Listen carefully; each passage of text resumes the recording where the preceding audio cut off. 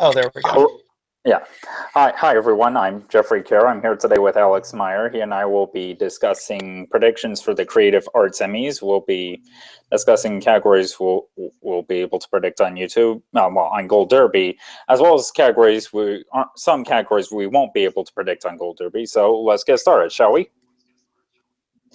Yes, and the first category we're going to predict is a big one, for Outstanding Guest Actress in a Drama Series. All right. Now, what we're going to do here, we're just watching and have no idea what Gold Derby is.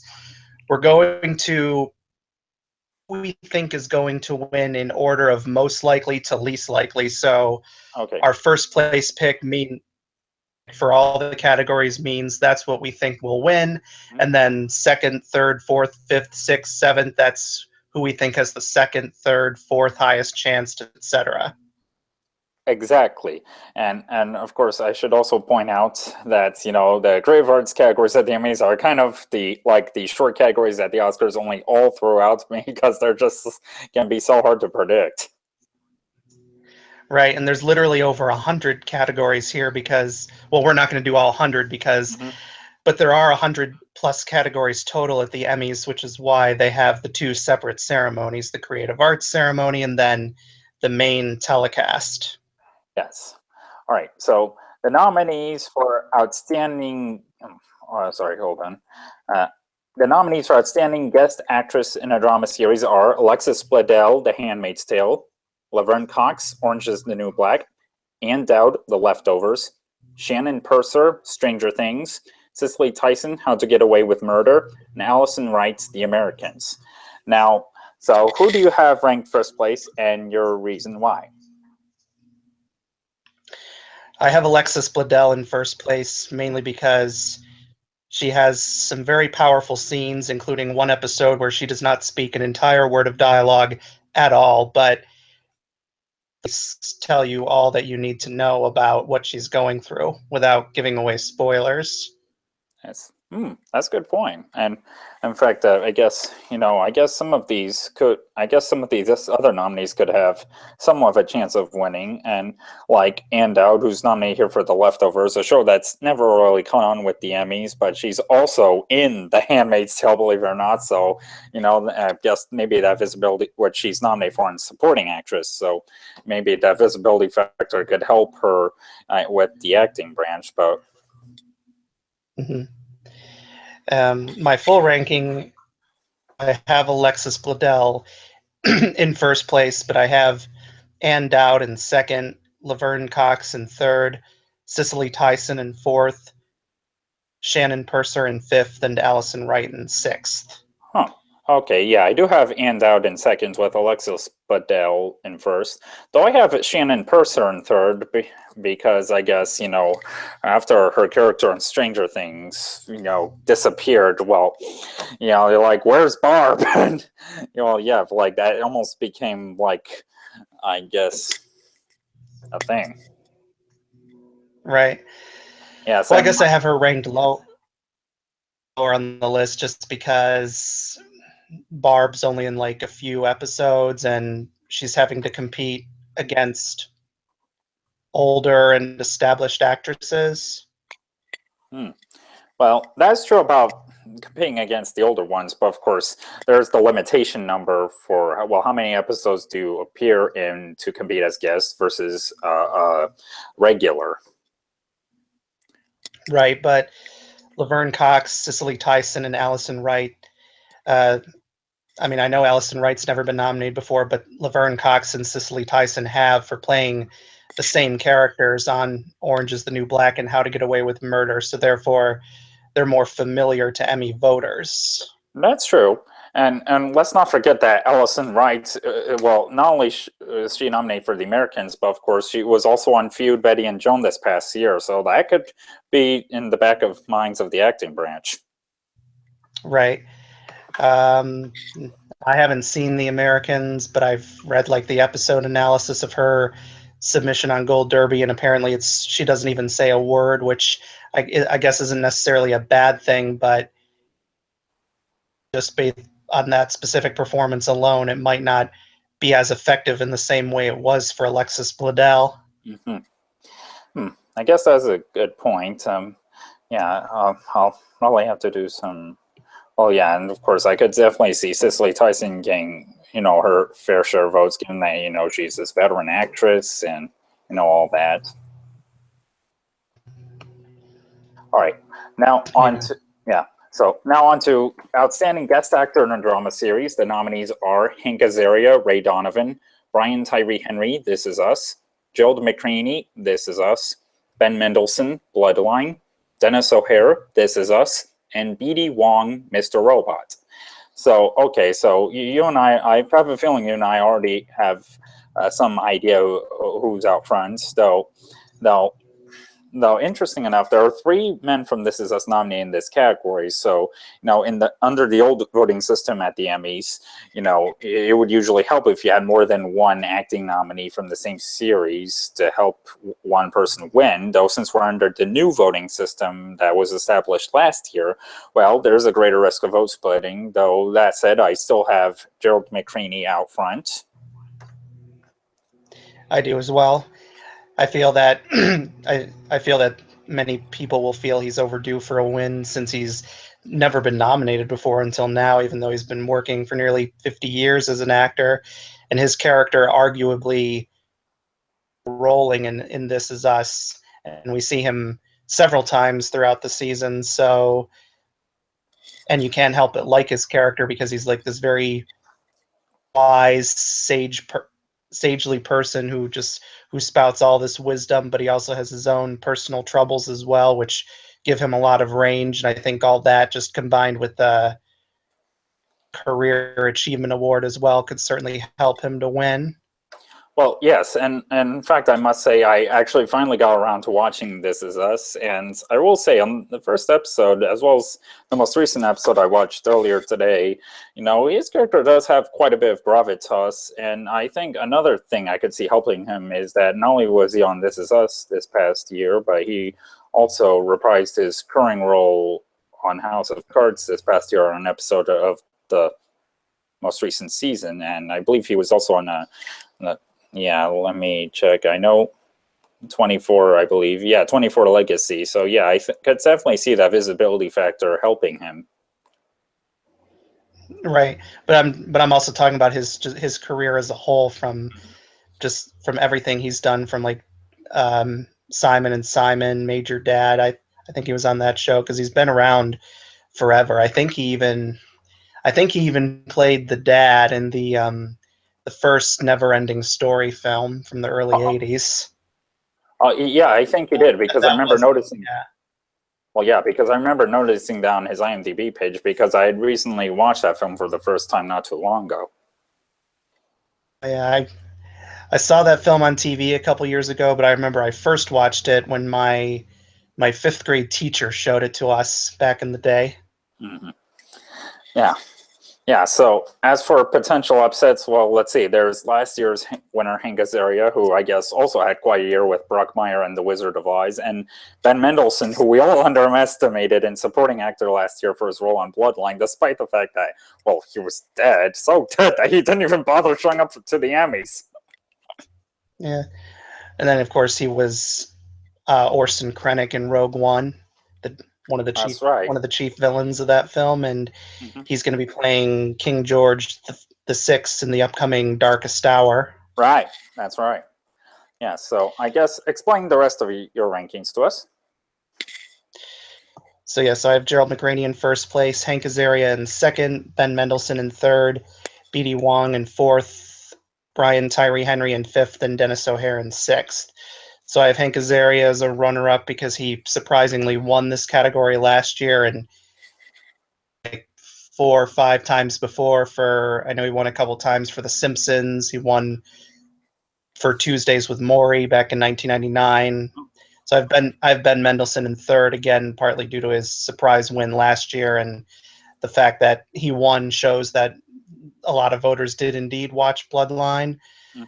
B.D. Wong I have in fourth because I know many people thought he was snubbed last year, and I don't think he's ever gotten an Emmy nomination before until now. So again, like Gerald McCraney, B.D. Wong's been working in film and TV for many decades now. And of So course, it's kind of like, and B.D. Wong, of course, got his start in the theater, having won a Tony for the original production of M. Butterfly.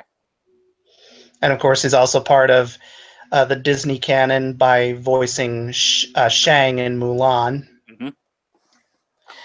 So then I have Brian Tyree Henry in fifth because he was in one of the most famous episodes of This Is Us, the Memphis episode, and then I haven't got Dennis O'Hare. Well, I haven't gotten to Dennis O'Hare in sixth.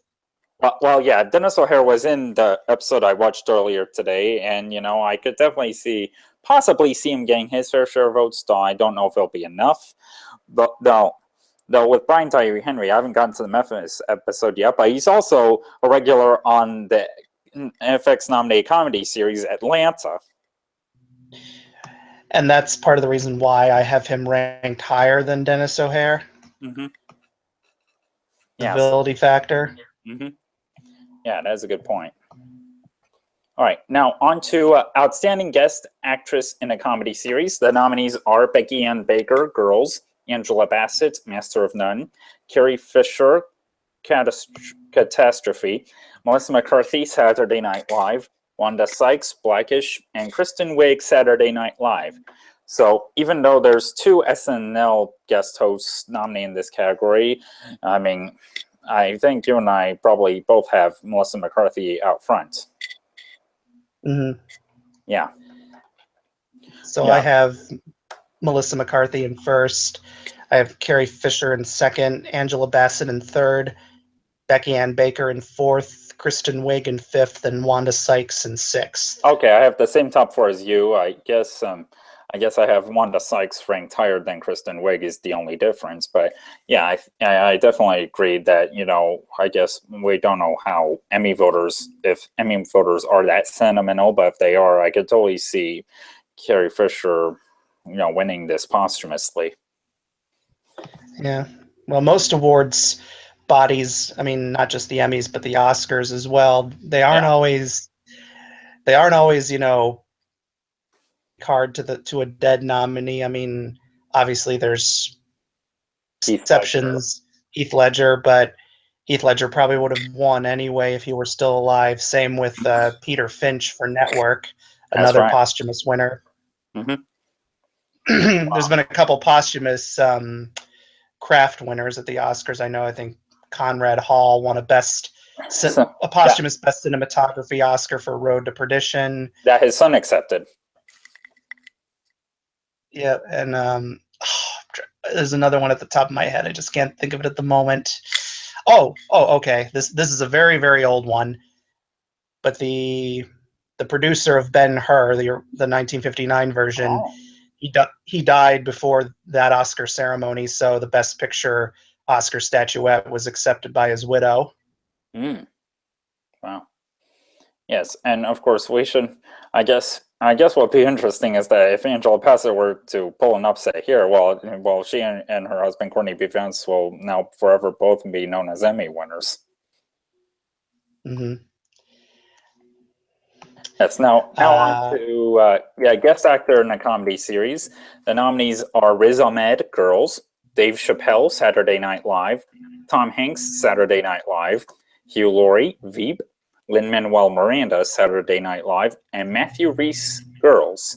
So there are 2 guest stars from Girls nominated and 3 guest hosts from Saturday Night Live nominated. So tell me about your rankings. Okay, so I have Hugh Laurie in first place just because it seems everyone is predicting him to win, and he's been on Veep for a few years now, but he's never been nominated for Veep until now. And plus, I could see how voters might want to give him the Emmy here, given that he was nominated several times for House but never won. Well, he still has yet to win an Emmy at all. I mean, I must admit, I actually predicted him to win for The Night Manager last year. I correctly predicted Sterling K. Brown for People versus O.J. Simpson. Oh, yeah. And also given the fact that, like I said, there since he's the only nominee who isn't who isn't up against his co-stars, does help. Hmm. But I have Tom Hanks in second place, Matthew Rhys in third, Dave Chappelle in fourth, Riz Ahmed in fifth, and Lin-Manuel Miranda in sixth. Okay, so I definitely have Hanks in second place, given that this is his first acting nomination at the Emmys. He's won several times before for producing, and I believe directing as well. Yeah, for Band of Brothers. Yes, and a ton of directors honored there. Yes. Yes, and not to mention that I guess I can more easily see, and plus, of course, I remember Hanks's Saturday Night Live episode went viral, and okay, with Riz Ahmed, David S. Pumpkins. What? His character, I was talking about David S. Pumpkins, his character with the pumpkins in the creepy elevator. Yes. So, as I was about to say, I know it's probably at least more likely for Matthew Rhys and Riz Ahmed to split, given that they both have things going for them and going against them, because they're both also nominated in the primetime ceremony. Riz for the miniseries The Night Of, and Matthew Rhys for the drama series The Americans. So I guess they each have factors that are probably working against. Again, I don't know which one Emmy voters would probably want to rally around more. Right now I guess it depends on how, yeah.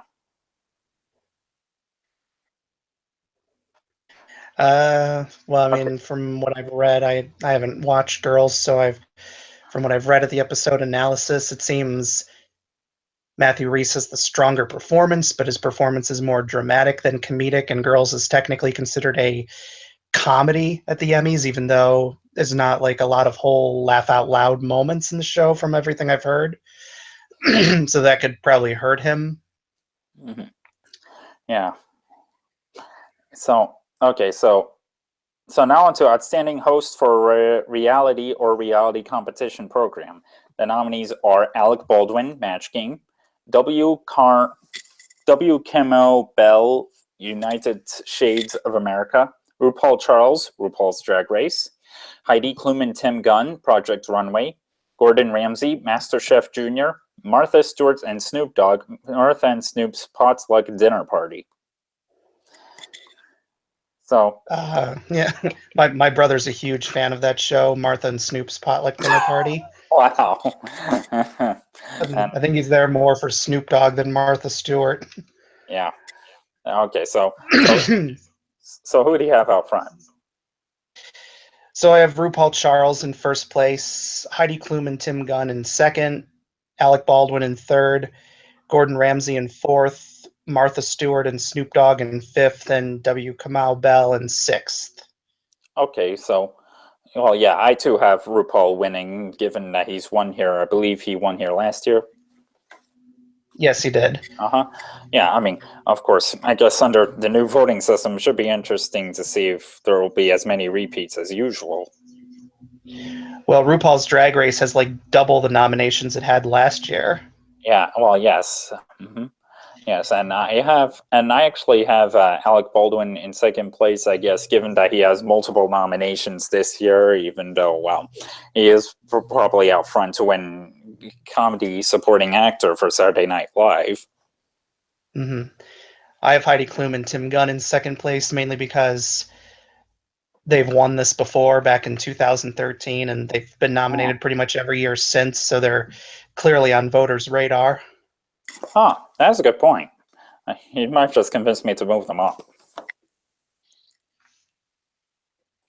Yes.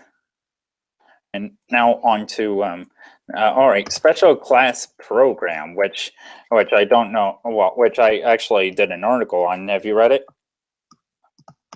Yeah, I believe I read that one. Yeah, so let me find, the nominees. The nominees for Outstanding Special Class Program are the 70th Tony Awards, last year's Tonys, not this year's, Hairspray Live, the Oscars from this past year, and Super Bowl halftime show starring Lady Gaga from this past year. So, yeah, so right now, well, okay, I guess who do you have winning? I mean, right now I have last year's Tony's winning, given its track record in this category in the past, and as well as how, you know, well received it was last year. Mm-hmm. Well, my full rankings are I actually have the Oscars in first place, then the Tonys in second, Hairspray Live in third, and then the Super Bowl halftime show in fourth. Uh-huh. That's a pretty good ranking. Well, yeah, I still have not made up my mind between the Tonys or the Oscars, since, well, even though the Oscars from this past year ended in such, well, chaos, well, I mean, it was still, I agree with, you know, what everyone said, thinking it was overall the best produced telecast in recent years. Right, and those are the two reasons why I'm picking it to win, because of Jimmy Kimmel's hosting and the way everyone praised him, and the fact that he's already been picked to host it again next year, which they announced that in May, and usually they don't announce the host of the Oscars till the fall. That's right. So, Oh, yeah. so the fact that they picked it, the fact that they picked him again that early shows just how much faith they have in him to, and also the fact that it produced the ending result with the Best Picture envelope screw-up, produced probably the most infamous moment in award show history. Or even live One that's television. going to be one that's going to be referenced over and over again throughout the years, and the fact that it could have been a lot worse than it actually was certainly might be a big factor, because it could have spiraled into complete chaos, and we could have not known the real Best Picture winner for like 10 or 15 minutes, but we only had to wait for like 2 or 3 before they came out with the right envelope and announced it was Moonlight that had won instead of La La Land. Yeah, that's right. Though, and in fact, what would be interesting is that if the Oscars were to win, I believe this would be a first, that the Oscars end up winning special class program. Possibly. I mean, I know, I'm pretty sure it's won in the past, like maybe under a different category. I think it might have won during one of the times Billy Crystal hosted in the 90s. I'll have to check. Okay. Well, But but that's something we can check for another time. yeah, So, absolutely. Well, yeah, in fact, we should also, well, of course, to the point you made about how they've already been announced early that Jimmy Kimmel and producers Michael Duca and Jennifer Todd are coming back. Well, of course, let's not forget last year we had to wait extra long to find out who was producing and who was hosting. right, similar to the Tonys this year, Oh, yeah. where Kevin Spacey wasn't announced as host until like a month before the ceremony. Well, yeah, he was announced, I believe, a couple of weeks before nominations came out. Yeah. All right, so I think only I'm sorry? oh, I think he was only announced like a week before the nominations came out, if I remember correctly. Well, okay, now on to Outstanding Variety Special. The nominees are Carpool Karaoke Primetime Special 2017, Full Frontal with Samantha Bee presents Not the White House Correspondents' Dinner, Louis C.K. 2017, Sarah Silverman, A Speck of Dust, Stephen Colbert's Live Election Night Democracy's series finale, Who's Going to Clean This Shit Up? All right, who's going to clean up this shit? Right. So this was tough for me, but I picked Not the White House Correspondents' Dinner in first place, Stephen Colbert's Live Election Night Special in second, Louis C.K. 2017 in third, the Carpool Karaoke Primetime Special 2017 in fourth, and then Sarah Silverman, A Speck of Dust in fifth. Mm-hmm. Well, yeah, I do. Well, okay, I agree that it's probably going to be a political situation here. Well, pun intended. Well, yeah, that probably one of the political specials is going to win. I right now I have Stephen Colbert's Live Election Night winning. I mean, I don't know if it'll help the fact that he's hosting the primetime Emmys as well, but you know, But yeah, I agree. This is probably going to get political. Hmm. Well, I put the Samantha Bee's special in first because because of the fact that it's more recent and the fact that, I mean, even though it had been planned in advance to the White House Correspondents' Dinner, the fact that Donald Trump refused to attend the event might help its chances to win here. That's a good point. All right, so I guess now on to the award for Variety Outstanding Special Directing Writing. for a Variety Special. Yes, the nominees are the 89th Academy Awards. Full Frontal Samantha Bee presents Not the White House Correspondents' Dinner. Stephen Colbert's Live Election Night's Democracy series finale. Who's going to clean up this shit? And Tony Bennett celebrates 90. The best is yet to come. Okay, so right now I have my first super bet here, and that's the Oscars. I have that winning. Same here. Although actually, I forgot to mention my first super bet earlier was actually Gerald McRaney for drama guest actor. Well, I guess I don't have a super bet here, I guess, in case if the votes do split. But, better safe than sorry. Mm-hmm. So yeah, I have the Oscars in first place. I have Not the White House Correspondents' Dinner in second. Stephen Colbert's Live Election Night Special in third, and Tony Bennett Celebrates 90 in fourth. Well, you at least did better pronouncing Tony Bennett's name than John Travolta would have. So my throat was dry there for a second. Oh, well, yeah. Well, yes, and I guess you're applying the same logic you apply to Variety Special category in regards of ranking Stephen Colbert and Samantha Bee. Mm-hmm. So, and yes, and also I'm kind of applying the same logic in the next category, which is the Variety Special Writing. Okay, the nominees there are 70th Annual Tony Awards, Full Frontal Samantha Bee presents Not the White House Correspondents' Dinner, Louis C.K. 2017, Sarah Silverman as Speck of Dust, and Stephen Colbert's Live Election Night Democracy series finale. Who's going to clean up this shit? So I have Not the White House Correspondents' Dinner in first place. I think if it wins Variety Special, it's going to win at least one other award. And I predict it'll win writing as well because you would need good writing to pull off a special like that. That's so Then true. I have Stephen Colbert's Live Election Night Special in second, Louis C.K. 2017 in third, the Tony Awards in fourth, and Sarah Silverman, A Speck of Dust in fifth. Okay, I guess that seems pretty good. Right, now, I'm sorry, go. The reason why I have Louis C.K. higher than the Tony Awards is because Louis C.K. seems to be to the Emmys what Woody Allen is to the Oscars in terms of writing. Yeah, that's so true. Like almost always getting nominated for writing and winning several times. Mm-hmm. Yes. Now on to Outstanding Animated Program. The nominees are Archer, Bob's Burgers, Elena and the Secrets of Avalor, The Simpsons, South Park. All right. So, admittedly, I hardly watch primetime animated programs. So, but I'm taking a stab.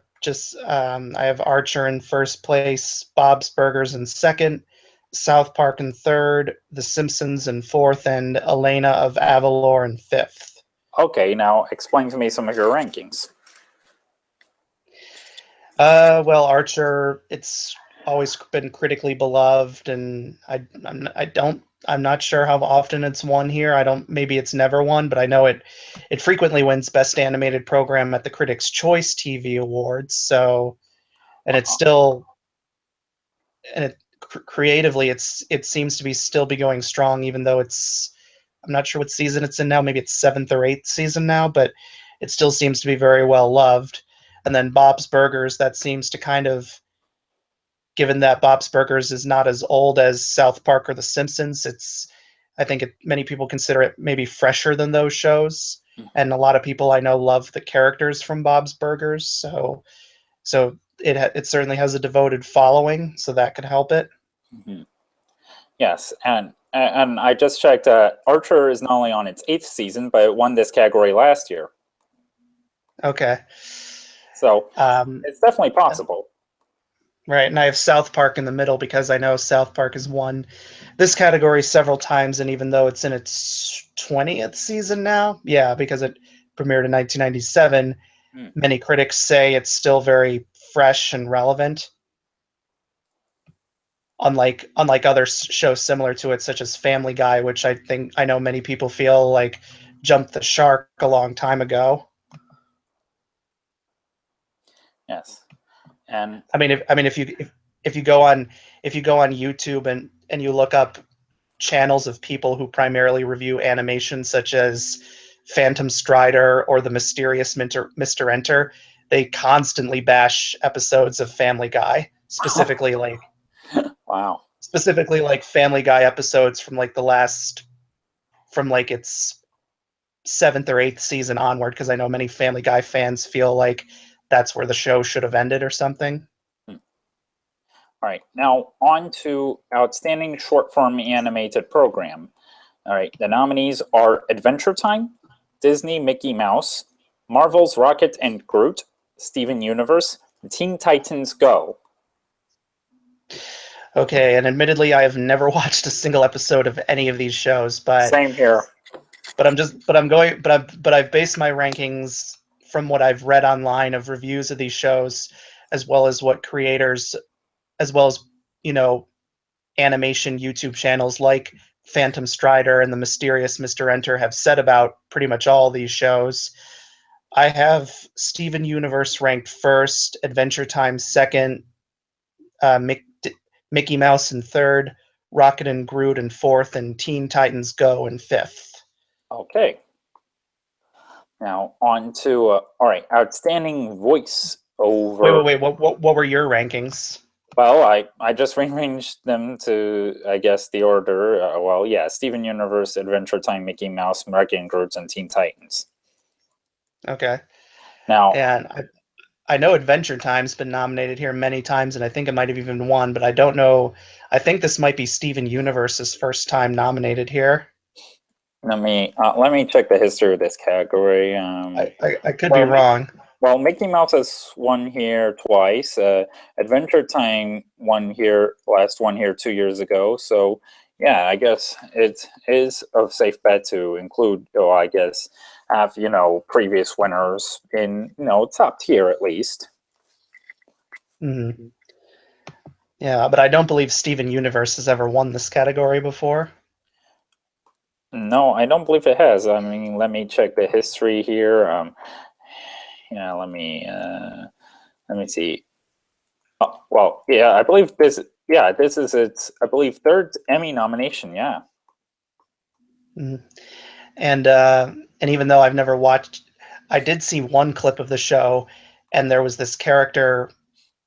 She was only in for like 2 episodes, but there was this character called Yellow Diamond, and since you're a big theater fan, you'll love actress who voiced the Yellow Diamond, one of the biggest theater divas of all time. Yellow Diamond was voiced by Patti LuPone. Oh wow. Yeah. So, I mean, and if you watch and if you watch the clip, there's no mistaking of her voice. Like she doesn't try to disguise her voice with like oh an yeah. accent or anything. It's her real voice. Well, yeah, she has a very distinctive voice, both singing and speaking. Mm-hmm. Yes, She, and speaking. Oh, sorry. Go ahead. oh, I was just about to say. Speaking of Patti LuPone and the Emmys, back in 1998, she received an Emmy nomination for her guest appearance on Frasier, playing Ah, Frasier's Greek aunt. So she speaks with like a pretty a Greek thick Greek accent, and it's quite funny actually. I've seen the episode she's in, and it was called, I think, Beware of Greeks, where Ah. she she does she was mad at Frasier for giving unwanted advice to her son, which caused him to abandon medical school to become a street juggler. Mm-hmm. And well, me being Greek myself, I probably appreciate that. Yeah, but I mean, if you watch the episode, she's quite funny. Okay. Now, as I was about to say, speaking of Patti LuPone in a different matter, okay, nominees for Outstanding Character Voiceover Performance are D. Bradley Baker, American Dad; Nancy Cartwright, The Simpsons; Mo Collins, F is for Family; Seth MacFarlane, Family Guy; Kevin Kline, LuPone's ex-boyfriend; Bob's Burgers; and Kristen Schell, BoJack Horseman. All right, so right now I have Kevin Kline in first place, Kristen Schaal in second, Nancy Cartwright in third, D. Bradley Baker in fourth, Seth MacFarlane in fifth, and Mo Collins in sixth. Okay. Yeah, I too have Kevin Kline winning this. Yeah, because I've noticed the trend of a lot of. I mean, I know this category has often been won by actors like Nancy Cartwright and D. Bradley Baker, but once in a while, if a major celebrity does like a guest starring appearance, they might sometimes win, like Anne Hathaway did for The Simpsons back in 2010. Well, yes. Though this specific category is well is kind of new. It was established in, I believe, to that first award in 2014, where Harry Shearer won it, then Hank Azaria, then Seth MacFarlane. Right, yeah, because they used to have just one voiceover performance category, and that would be anything from animated shows to like documentaries, but now there's a separate category of best character voice performance and best narrator. Mm-hmm. Yeah. And of course, narrator is the next category. And in fact, what's kind of interesting, we're kind of continuing thread of connections from Patti LuPone to her ex Kevin Kline to a category where Kline's good friend and colleague is nominated, Outstanding Narrator. Yes, so the nominees. Okay, let me pull up. Oh wait, now nominees. I got him here. Okay, Outstanding Narrator. The nominees are Lawrence Fishburne, Year Million; Ewan McGregor, Wild Scotland; Sam Neill, Wild New Zealand; Liev Schreiber, Muhammad Ali, Only One; Liev Schreiber, Yukon, The March to Madness; and Kline's pal here, Meryl Streep, Five Came Back. All right. So I have Meryl Streep in first place, Lawrence Fishburne in second, Liev Schreiber in third for Muhammad Ali Only One, Ewan McGregor in fourth, Liev Schreiber in fifth for Yukon The March to Madness, and Sam Neill in sixth. Okay. Well, yeah, Liev Schreiber is definitely at risk of splitting votes with himself here, and I could see Ewan McGregor being helped out. Maybe he could be helped out here that he's also nominated on the primetime side for his role on Fargo, so maybe that could help. But yeah, And so is Liev Schreiber in the drama actor category for Ray that's right. Donovan. Yeah, though, like I said, he is at risk of vote splitting here, given he has two nominations, and. Mm-hmm. Yes, but yeah, in fact, I right now have my second super bet placed here on Meryl.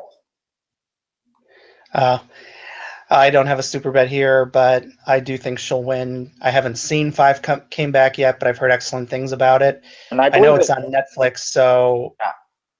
we'll watch it soon. Mm-hmm. Yeah, it's on my watch list. All right, now on to a structured reality program. The nominees are Antiques Roadshow, Diners, Drive-Ins and Dives, Fixer Upper, Lip Sync Battle, Shark Tank, and Who Do You Think You Are? Okay, I've never watched any of these shows. I mean, I've seen, highlight, I guess, recaps of Lip Sync Battle and Shark Tank. So I guess, where do you stand on this? All right, so right now I have Shark Tank in first place because it's won many times before. Then I have Who Do You Think You Are in second, Lip Sync Battle in third, Fixer Upper in fourth, Diners, Drive-Ins, and Dives in fifth, and then Antiques Roadshow in sixth. Okay, and what's your reason for having Who Do You Think You Are in second? I mean, it's a popular concept of celebrities tracing their family's history. Hmm. Well, yeah, I guess depending on whoever's voting in this category will probably connect to that. Hmm. Yeah, okay, I just moved that up to third place, only behind Lip Sync Battle, which I have in second, and Shark Tank, and I have in first. All right, and then what about like the rest of your rankings? Okay, I have Fixer Upper in fourth, Antiques Roadshow in fifth, and Diners, Drive-Ins, and Dives in sixth. Okay, and I don't really watch too many of these shows, so I I kind of just ranked based on how I saw other people ranking it.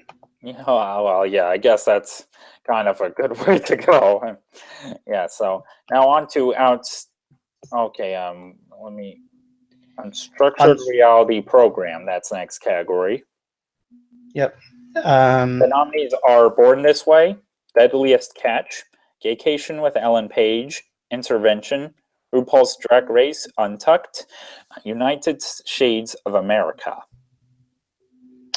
All right, so I was flip-flopping between United Shades of America and Born This Way, but I ultimately picked United Shades of America in first, Born This Way in second, Gaycation with Ellen Page in third, RuPaul's Drag Race Untucked in fourth, Deadliest Catch in fifth, and Intervention in sixth.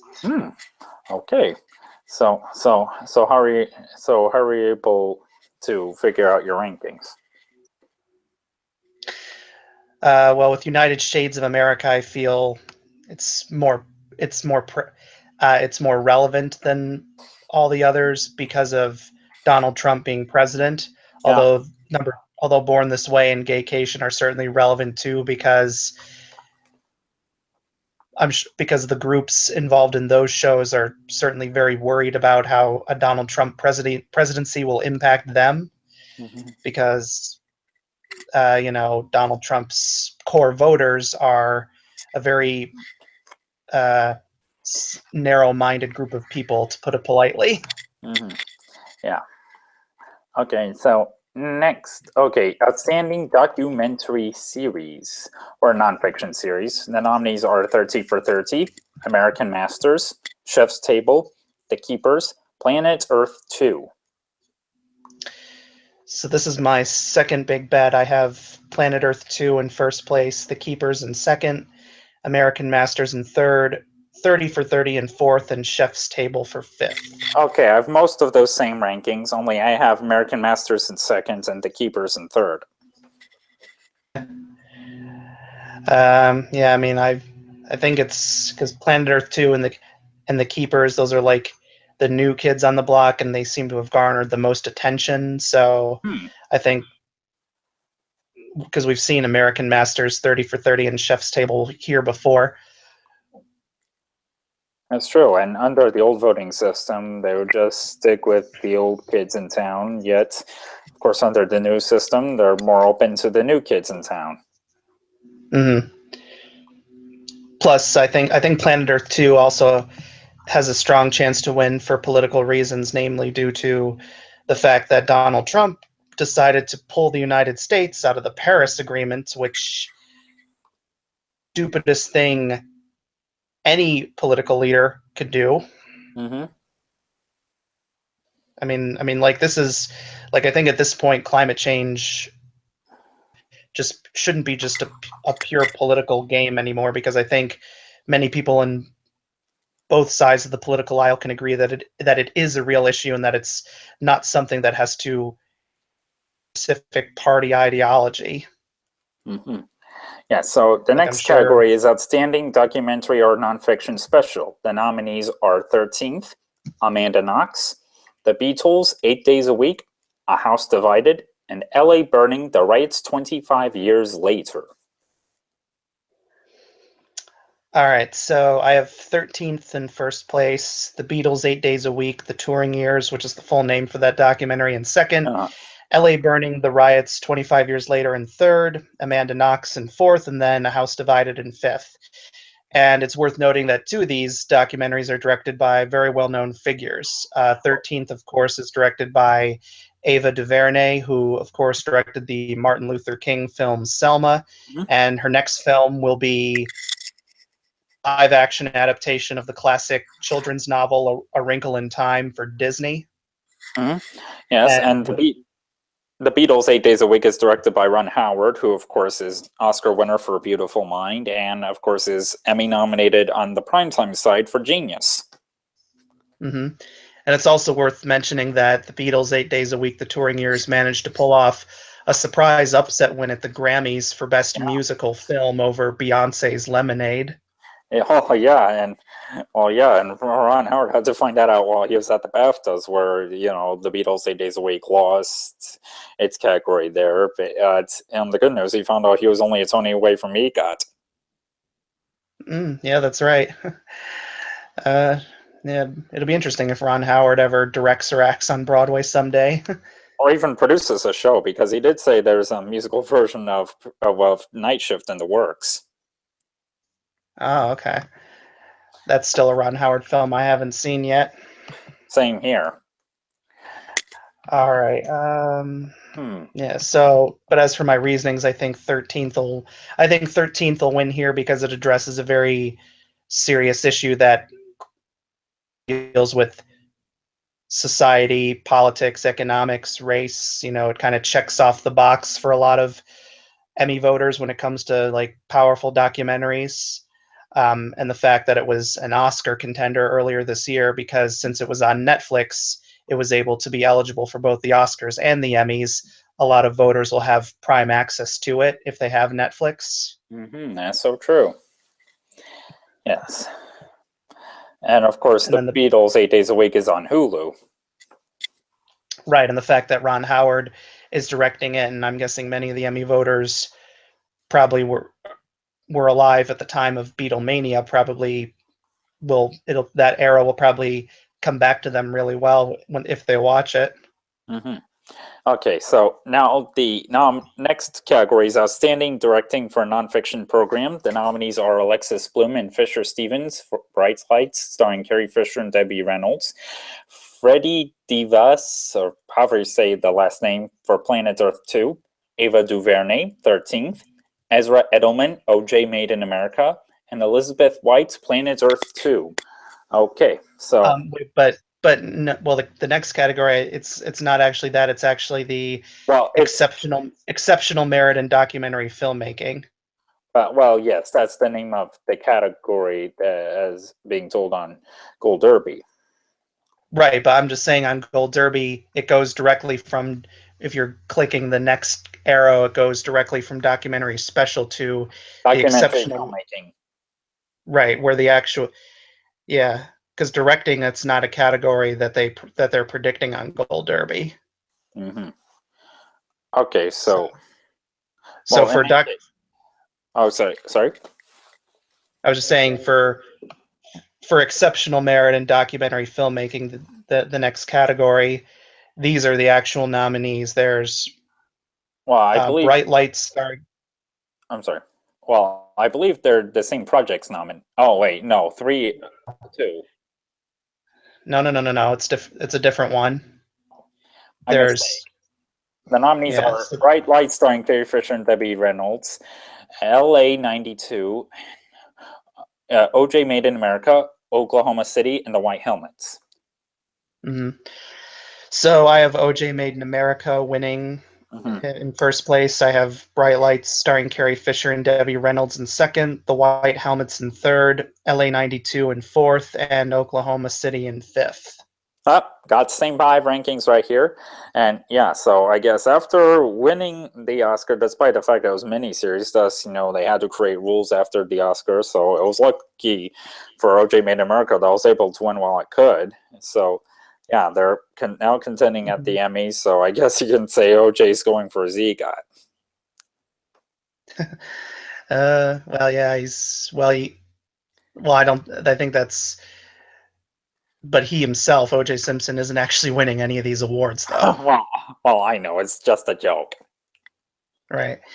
Yeah, so I have O.J. Made in America in first place because of the fact that it won the Oscar earlier this year, and the fact that O.J. Simpson himself has been in the news recently with him being granted parole, even though this was made before the parole hearings, obviously, that the fact that he's been back in the news with that and this and the People versus O.J. Simpson miniseries, that certainly is. into the public consciousness. And then I have Mhm. Bright Lights in second place because, of course, the fact that Carrie Fisher and Debbie Reynolds, who are, of course, a mother and daughter, Debbie Reynolds the mother, Carrie Fisher the daughter, and they both tragically died within one day of each other. So Yeah. the fact they have two big legends gone Parents and propel this, sentimentality. and if the fact that, and I don't know if it got a simultaneous theatrical release in like New York or LA, which you need to qualify for the Oscars, but if it did, we could see that eligible for next year's Oscars. Mm-hmm. And The White And the Helmets White, was an Oscar nominee this past year. actually, it won. It won the Oscar for Best Documentary Oh, Short Subject. okay. And you can find it right on Netflix to watch. So, Yeah, I and it's believe very that. powerful. There, Yeah, I was about to say I believe I have that on my list. yeah, no, it's very powerful. It's about this group in Syria called the White Helmets, and their job is to rescue people who've been, in terrible situations, namely terrorist attacks. They like pull people from the rubble. They get them to safer positions. So like these are men who, are literally risking their lives each and every day. Mm-hmm. Okay, And of so course, and of course, they wear white helmets, which is why they're called the White Helmets. mm-hmm. Yes. Okay, so now on to Outstanding Informational Series or Special. The nominees are Anthony Bourdain, Parts Unknown, Inside the Actor's Studio, Leah Remini, Scientology Ends the Aftermath, Star Talk with Neil deGrasse Tyson, and Vice. All right, so I have Leah Remini, Scientology in the Aftermath in first place, Anthony Bourdain, Parts Unknown in second, Star Talk with Neil deGrasse Tyson in third, Inside the Actor's Studio in fourth, and Vice in fifth. Okay, so explain your top three rankings. Well, I have Leah Remini in first place mainly because she, of course, famously left the Church of Scientology a couple of years ago, and she's been very vocal about Scientologist because she joined the church when she was still a kid. She's been very vocal about the kind of stuff they do and why she left, and she's been pretty open about uh, cult-like Scientology really is because let's face it, it was founded by a science fiction author, L. Ron Hubbard, and the stuff they do in the church to like the members, like they do this auditing thing and a bunch of other stuff, and they have these very strict rules, such as you cannot faith, either you have to leave the faith or the person you're marrying has to convert to Scientology. And if you do choose to leave the faith, or if you get kicked out for whatever reason, you're pretty much shunned by every other Scientologist there is. Like they're like not allowed to have contact with ex-Scientologists or something. Mm-hmm. And in fact, and L. Ron Hubbard, we should say, is one of his many science fiction books happens to have been Battlefield Earth, which inspired the infamous movie starring John Travolta. And reportedly, that movie only covers the first half of L. Ron Hubbard's book because apparently that book is like insanely long, and they would have needed to make like two films in order to cover the entire thing. And I believe John Travolta, he did, he bought the rights to the book so he could make it into a movie. And his plan, if the first film was successful, was to make the sequel to that to finish it off the book. But obviously, that never happened. Oh, yeah. Yeah, so I guess moving on to the next category, which is outstanding main title design. Okay, so this is one of the few creative arts categories where I had to look online at the main title sequences of at least most of the nominees to get some idea. The nominees are American Gods, The Crown, Feud, Betsy and Joan, Stranger Things, Westworld. All right, so I was flip flopping between my number one and number two choice, but ultimately I picked Stranger Things in first place, Feud, Betty and Joan in second, The Crown in third, Westworld in fourth, and American Gods in fifth. Okay, so how are you able to figure it out? Well, I think Stranger Things, its title design, I think, has become very. You can, like, when you see the title, it kind of automatically draws you in due to the way it's shaped and the whole. Because I finally watched Stranger Things for the first time last weekend after saying in my other videos I was going to keep watching it. I mean, the whole opening credit sequence is pretty much the camera panning back on the title design, and then like once you see it, then it like zooms in again, and then where it reveals the name of the episode. Whereas with like Feud, Betty and Joan, that whole opening credit sequence is mainly based on the animation that kind of depicts the major events in the series, and then we see the title design at the very end. Oh, that's true. Because whereas with Stranger Things, all it does is just pan the camera back to the titles, and then they put like the actors' names in between. Oh, that's so true, because I guess I was probably basing mine a little more on, the animation in and the intros. But yeah, I guess, yeah, I think you might have now just convinced me to move Stranger Things up. What was your rankings? Well, my previous first place choice was Feud, and Westworld was in second, Stranger Things was in third, The Crown was in fourth, and American Gods was in fifth. Okay. So now I just moved Stranger Things up to first. All right. All right, now main title theme music. Okay, so this again, the nominees here are The Good Fight, Westworld, Victoria, Feud, Betty and Joan, Stranger Things, Genius. All right, so I have Feud, Betty and Joan in first place, Stranger Things in second, Westworld in third, Genius in fourth, Victoria in fifth, and The Good Fight in sixth. Okay. Well, yeah, and okay, so again, this was another category where I had to listen to each of the theme music to try to figure out, okay, what most sounds like a winner to me. And right now I have Westworld winning, with Stranger Things in second, Genius in third, Feud in fourth, Victoria in fifth, and The Good Fight in sixth. All right. I have Feud in first place because the theme kind of to it goes like and then whereas Stranger Things, while it has a cool 80s beat to it, all it does is just go boom boom boom boom boom boom boom boom boom boom boom boom. I mean that's a bad imitation of it, but it's a cool sounding theme. I mean, very obviously meant to pay tribute to the 80s where where the show is set, but there's not really a lot of variation to it. That's a good point. Yeah, I think, I just moved Feud up to second place, with Stranger Things in third, Genius in fourth, Victoria in fifth, and The Good Fight in sixth. I'm surprised they didn't nominate The Crown for this. Oh yeah, that was great. I mean, of course, since the music branch pretty much are the only ones who nominate and vote for winners in this category, it's interesting. Mm-hmm. Okay, and have you taken a listen to Westworld's theme? Actually, no, I haven't. I haven't had the chance to. Oh, well, I guess my ranking was based on the fact that I was able to hear it. But okay, now music for series, which is where The Crown is nominated. Yes. So nominees are House of Cards, The Crown, A Series of Unfortunate Events, Victoria, Taboo, and Planet Earth 2. All right. Here, you read your rankings first because my thing's frozen here. I gotta reopen it for a second.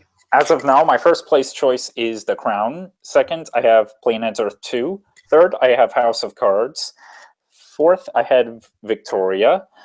Fifth, I have A Series of Unfortunate Events. And sixth, I have Taboo.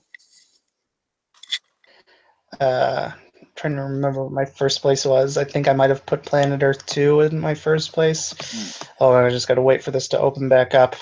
Okay. Yeah, this is. Come on. It's being It's being very annoying on me here. But anyway, while I'm waiting for that, you go ahead and explain your rankings. Well, again, this was a category where I listened to, well, at least most of the nominees, and I was trying to find a sense, and yeah, I think it's between The Crown and Planet Earth 2. When I have The Crown out top, I guess, maybe if it were somehow to win drama series, because the series categories are the only categories where all branches vote for the winners. So if it were to somehow win drama series, we could probably see a search for it here. That's a good point. All right, I'm almost there. Give me a second. Mm-hmm. I'm on my predictions page now. It's scroll back to that category. I'm in the section here. Hold on, just Okay. music. There it is. Come on.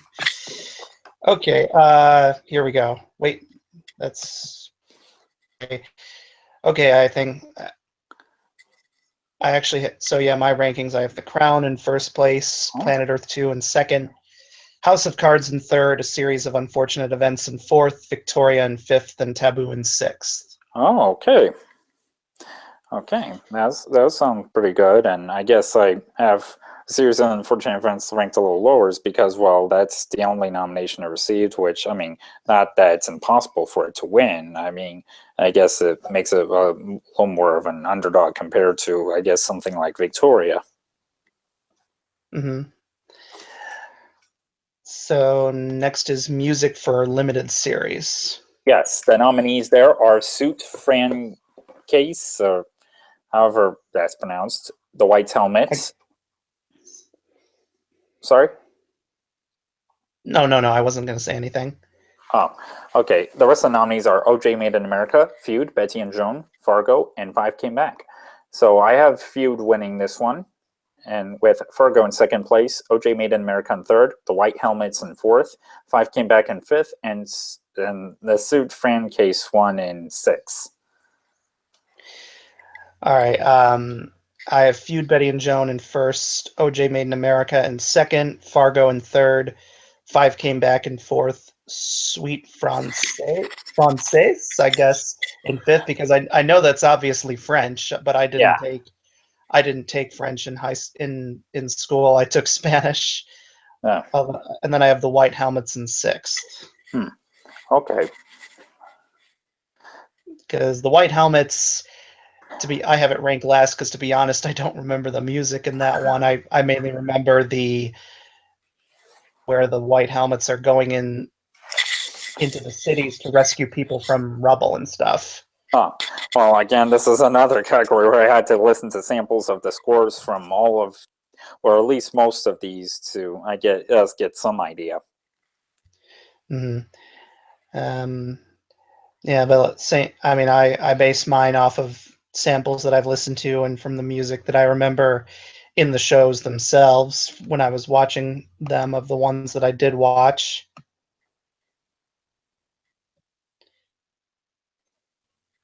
Mm-hmm.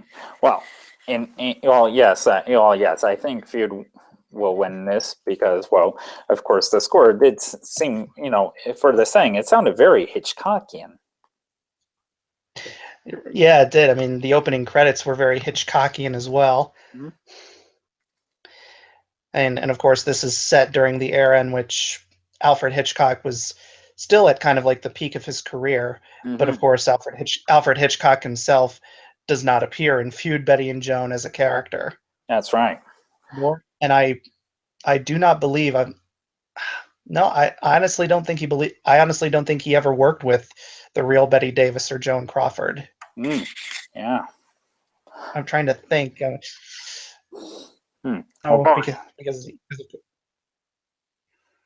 we'll probably have to look that up later. Yeah, because I remember I remember scrolling through both Betty Davis and Joan Crawford's IMDb pages, and I know neither of them. I mean, they both were nominated and won several Oscars, but none of them were for Hitchcock films. I know that. Well, yeah, and Alfred Hitchcock only made it one Best Picture winner in history, which was Rebecca. Although one actress did win an Oscar for her performance in, I believe, another of his films, Joan Fontaine, for Suspicion. I believe he directed that. I think he did. Okay, so in the last category the last creative arts category that anyone can predict on Gold Derby is Outstanding Original Music and Lyrics. The nominees are 13th, Letter to the Free, Crazy Ex-Girlfriend, When Will Josh and His Friend Leave Me Alone, Jimmy Kimmel Live, Jessica Chastain, Willie Nelson, Hunter Hayes, Duck the Halls, a Mickey Mouse Christmas Special, Jing-a-Ling-a-Ling, Saturday Night Live, Last Christmas, Unbreakable Kimmy Schmidt, Kimmy's Roommate's Lemonades. Oh, hey, sorry, that's the name of the episode. Unbreakable Kimmy Schmidt for the song Hell No. And actually, for Crazy Ex-Girlfriend, the song's name is actually We Tapped That Ass, not When Will Josh and His Friend Leave Me Alone. That was the episode name. Yeah, because I was reading off the names of the episodes on some of these, like Jimmy Kimmel Live, the real song that's nominated is Good People. No, it's called The Ballad of Klaus Jorstad, Devil's Stool. Oh, well. Okay. So, yeah. So I have. Okay. So I was torn back and forth between 13th and Unbreakable Kimmy Schmidt, but I ultimately picked 13th in first place, Unbreakable Kimmy Schmidt in second, Crazy Ex-Girlfriend in third, Saturday Night Live in fourth, Jimmy Kimmel Live in fifth, and Duck the Halls in sixth. Okay, so how did you decide on 13th? Common has a track record of winning songs for movies because he won both an Oscar and a Grammy for the song Glory from Selma, which of course was also directed by Ava DuVernay. Yes, and in fact, of course, if he ends up winning here, he'll be a Tony away from EGOT. Yes, that's true. Yeah, but I could see Hell No pulling a win here too because of the fact that it's parodying Beyonce's Lemonade, and of course there was quite a lot of controversy when Lemonade did not win the Grammy for Album of the Year, in which Adele ended up winning a second time after winning 5 years ago. That's right. So I guess if they kind of feel like an IOU. Right, even though Beyonce herself won't be winning an Emmy for this particular song because she didn't actually write it, unfortunately. Yeah, it's just a parody of her work. Right. All But right. but there are quite a lot of big contenders in this category because obviously Common wrote and performed 13th, but Tina Fey wrote the lyrics for Hell No, and Kenan Thompson from Saturday Night Live, he finally got an Emmy nomination for writing Last Christmas alongside Chance the Rapper. I didn't realize Kenan Thompson wrote it. But of course, with Chance the Rapper, he's credited under his real name here, which is Chancellor Jonathan Bennett. Oh yeah, it's kind of like how when John Legend and Common were both nominated and won the Oscar for the Selma song, they were credited under their real names. Mm-hmm. Although interestingly for the Emmys, Common is just credited as Common. He's not credited by his real name. Mm-hmm. Yeah. So, okay. All right. Now we're done with the categories on Gold Derby. Now let's get to the categories that aren't on Gold Derby, which are the 4 casting awards. For outstanding casting for a comedy series, the nominees are Atlanta, Master of None, Silicon Valley, Transparent, and Veep. Okay, so 4 of these 5 are also up for comedy series. So, and as we've seen that, I guess one key, casting is one of 2 important key nominations you need in the creative arts side in order for your series to win, the other being editing. Mm-hmm. Now, if I had to try and actually rank these, I'd probably say, because often the casting winners often are a good prediction of what will win the main category, so I'm going to say Veep. If we had to rank these, Veep would be number 1, 2, Master of None #3, Transparent #4, and Silicon Valley #5. Oh, okay. Well, oh yeah. So I guess, well, yeah, whichever wins here will probably be a good indication of where we'll end up predicting to win comedy series. But yeah, I think Veep will win. I believe. Let me check the last winners here. Yeah, Veep won the last 2 years, so yeah, I think it'll win for a third year in a row. Mm-hmm. And for casting for a drama series, this is going to be an interesting race because these are all completely newcomers this year. None of the other contenders Yeah, in past years are here, and of course, yes, Game of yep, Thrones is out this year because it didn't air any new episodes during the eligibility period, and it'll have to wait until next year. that's right. So the nominees this year are The Crown, The Handmaid's Tale, Stranger Things, This Is Us, Westworld. This is going to be a tough one because pretty much all these are nominated for best drama series as well. Mm-hmm. I guess maybe I'm going to base this mainly off of the fact that it won at the Television Critics Association Award, so I'm going to assume The Handmaid's Tale will win this. Then I'll say Stranger Things is second. Then maybe This Is Us in third, The Crown in fourth, and Westworld in fifth. Okay, and it'd be interesting if This Is Us were to win here because it's on the primetime side. It's not up for writing nor directing there, and those are two important key nominations you need there for your series to win. So it should be interesting. Well, perhaps we could have a situation similar to 2002 where Friends, even though it had no writing or directing nominations that year, it won for both Outstanding Comedy Series and Outstanding Actress for Jennifer Aniston. Mm.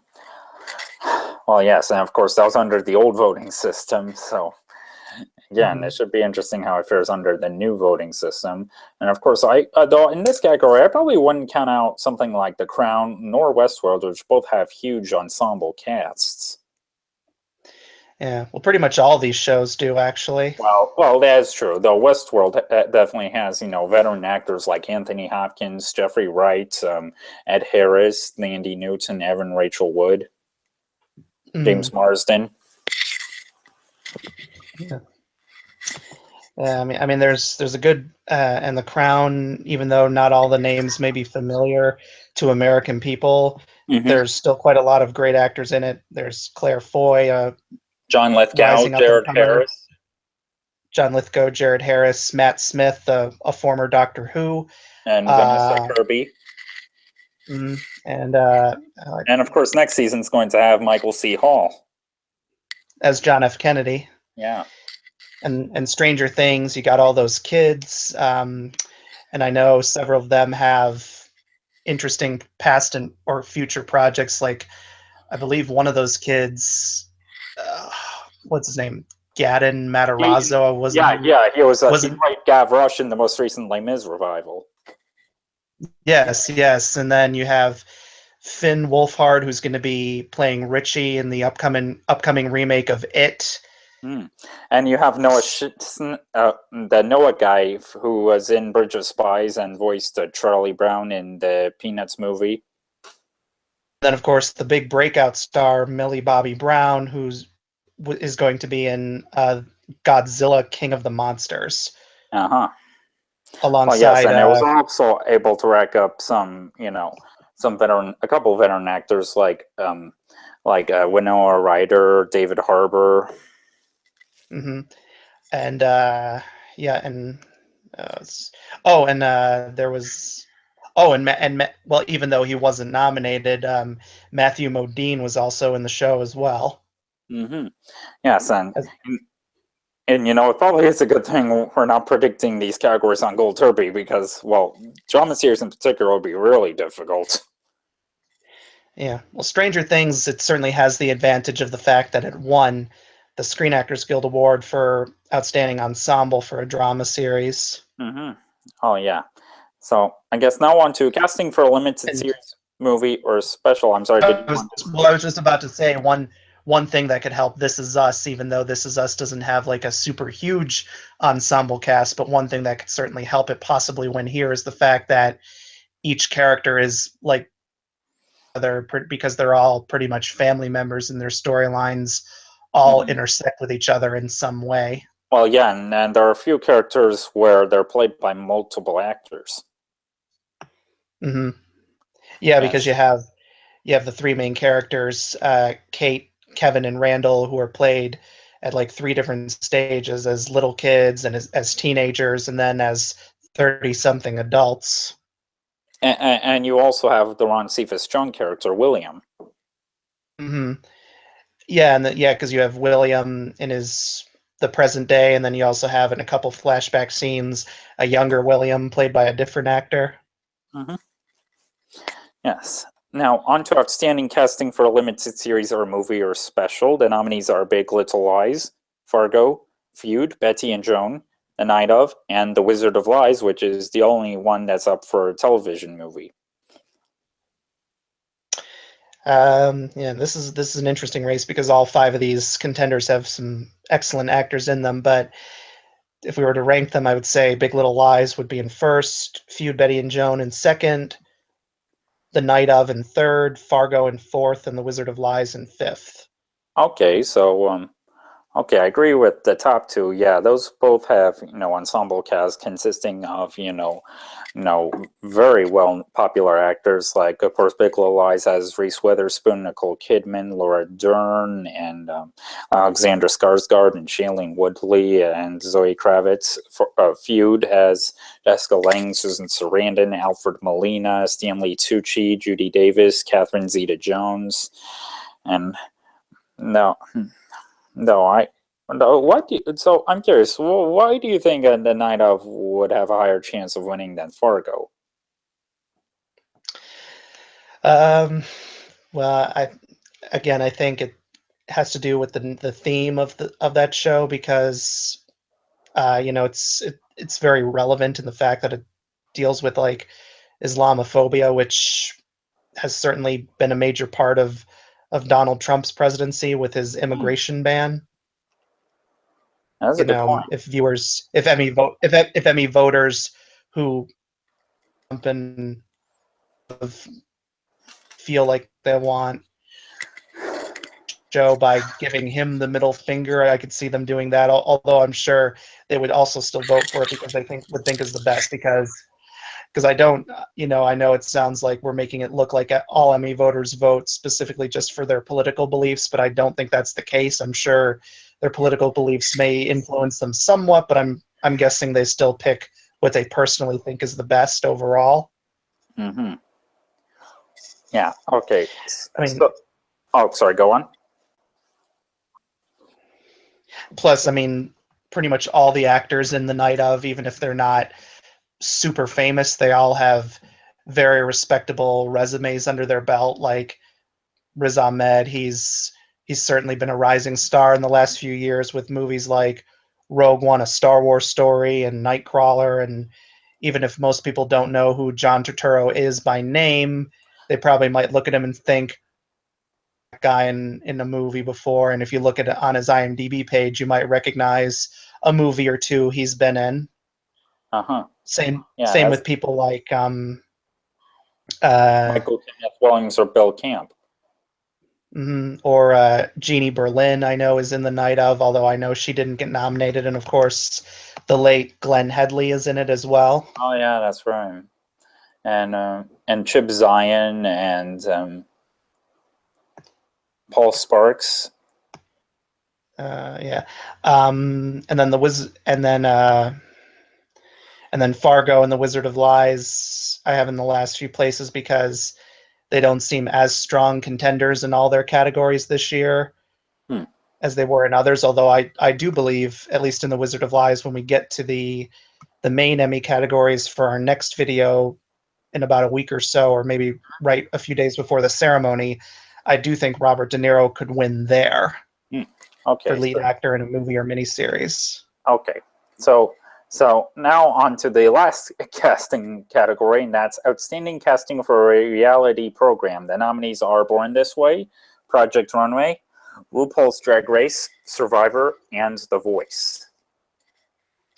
And we should note that this is the very first time that the Emmys have had a casting category for a reality program. Yeah, so, and I guess this is difficult. I mean, what do you think? Yeah, I mean, I honestly don't know here because, oh man,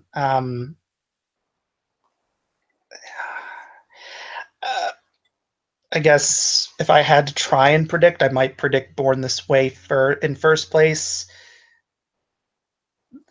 The Voice in second, RuPaul's Drag Race in third, Project Runway in fourth, and Survival in fifth. I guess I picked Born This Way first because it has the most unique scenario to it because it's about people with Down syndrome trying to live independently on their own, which is something that most reality TV shows don't focus on because with all the other four contenders, those are competition shows, and we've seen competition shows many times before, at least all over TV, because that's what most reality shows are. They're competition shows, but I don't believe Born This Way is meant to be a competition show. Yeah. All right. So we just got through every single category we needed to predict. So I guess any last words on the Creative Arts Awards before we sign off? I guess we'll see who. It'll be interesting to see who wins here because Gold Derby has never allowed us to predict the creative arts categories before, and given that we can't always tell what's the top choice in all those categories, it'll be interesting to see what ends up winning. So hopefully we've gotten at least half of them right. Okay, yeah, we shall see. Okay, so we just got through them all, and we'll be regrouping sometime in, well, after the creative arts are handed out, because then we'll probably feel a little more influenced on our final predictions for the primetime awards. So thanks for watching, and hopefully you've taken some good notes from us, or if not, well, you might as well blame us for your failures. So see ya.